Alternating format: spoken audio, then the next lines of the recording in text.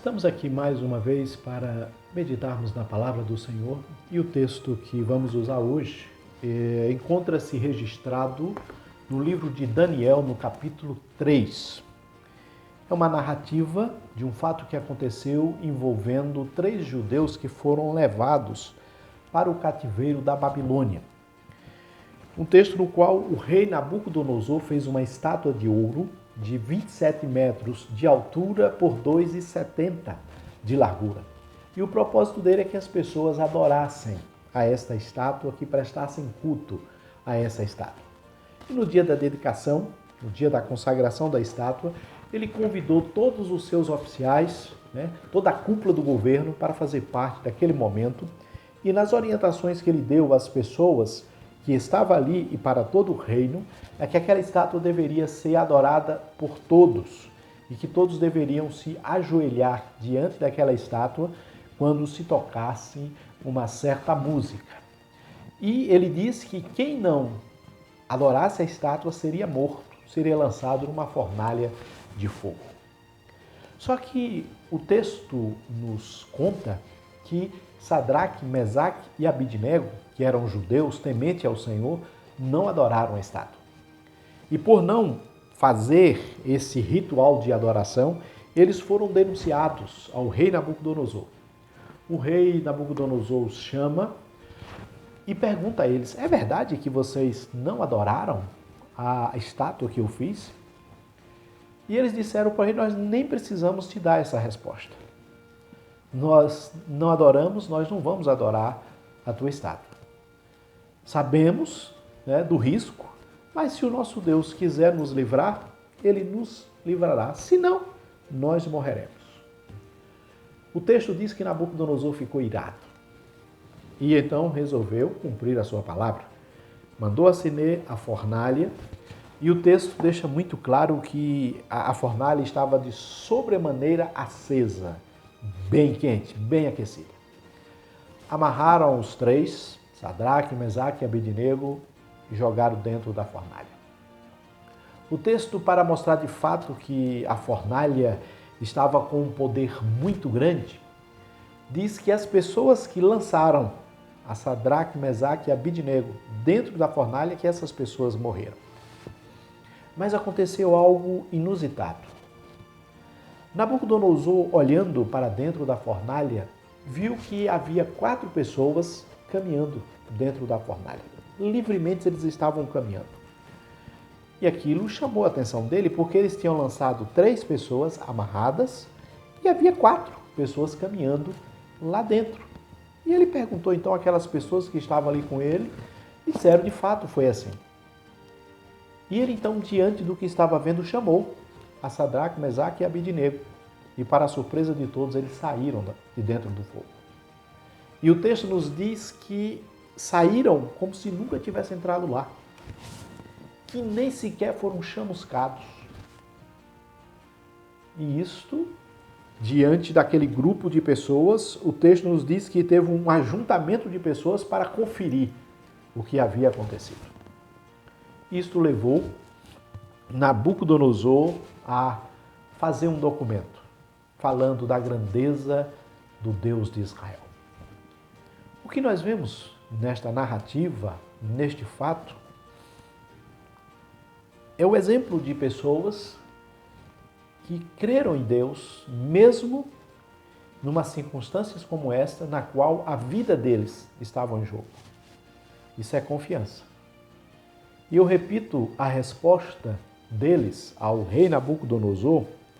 Essa resposta está registrada no versículo 17 aqui do capítulo 3. Eu vou ler o texto. Se o nosso Deus, a quem servirmos, quer livrar-nos, Ele nos livrará da fornalha de fogo ardente e das tuas mãos, ó rei. E o 18 diz: se não, fica sabendo, ó rei, que não serviremos aos teus deuses, nem adoraremos a imagem de ouro que levantaste. Veja que coisa, que resposta nós temos aqui desses 3 jovens. Confiança em Deus os levou a dar essa resposta ao rei Nabucodonosor.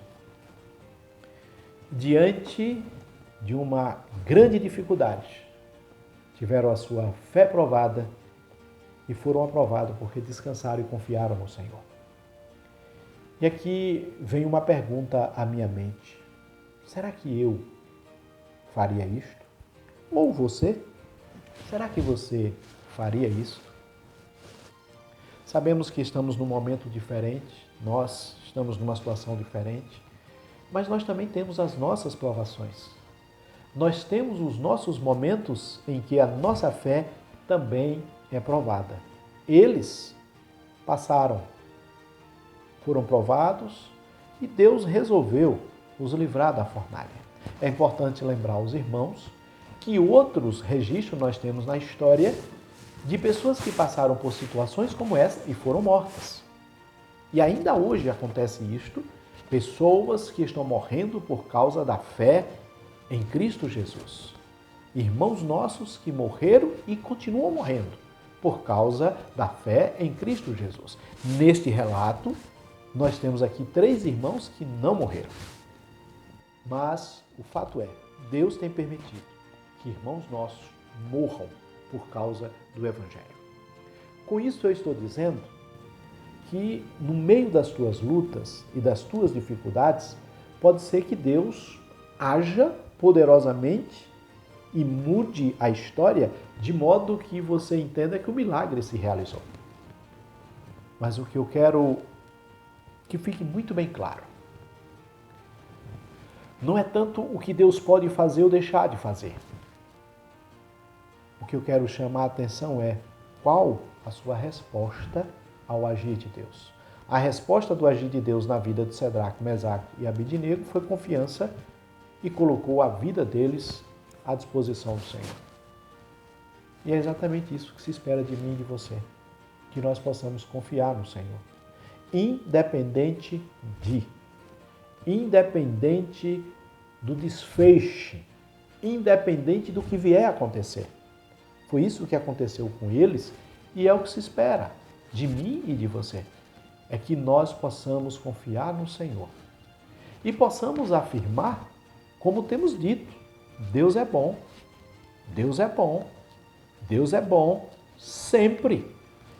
Mas muitas vezes nós afirmamos que Deus é bom, mas na hora que as coisas saem um pouco daquilo que nós imaginamos e daquilo que nós queremos, nós duvidamos, nós fraquejamos, nós questionamos e a nossa fé se torna minúscula.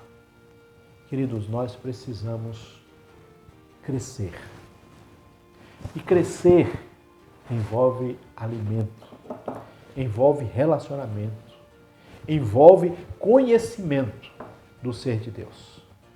Porque à medida que nós crescemos na fé e amadurecemos, nós sabemos melhor quem é Deus e sabemos que Ele está no controle da nossa vida, da situação e que nada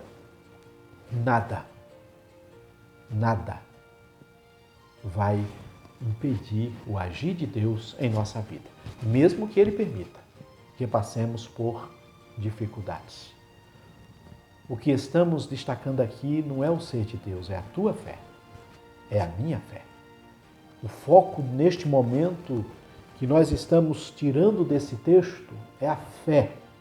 Sabemos que Deus é poderoso para fazer muito mais do que o que nós imaginamos. Mas a questão é, você crê nisto? Eles creram. Eu creio nisto, você crê nisto?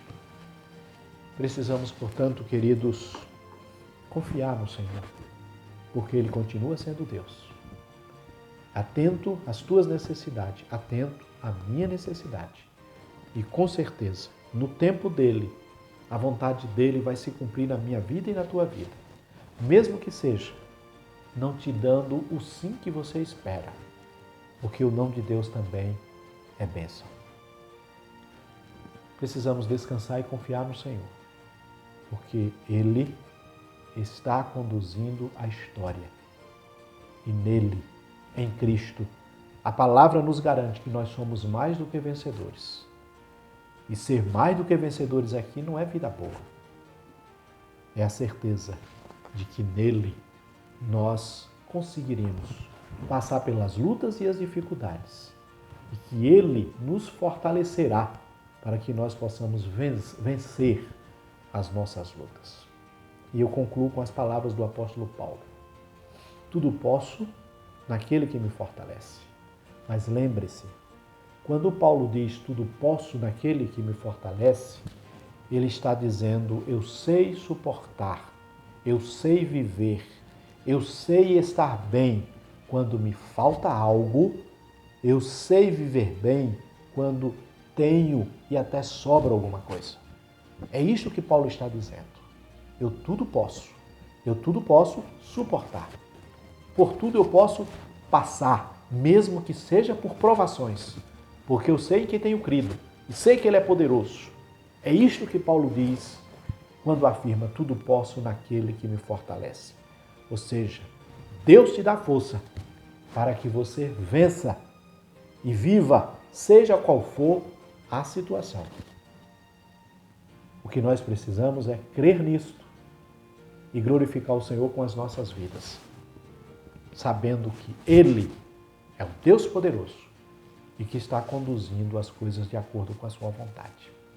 Ao Senhor seja a honra, a Ele seja a glória, e que nós possamos amadurecer e confiar nas promessas do Senhor. Que Ele nos ajude.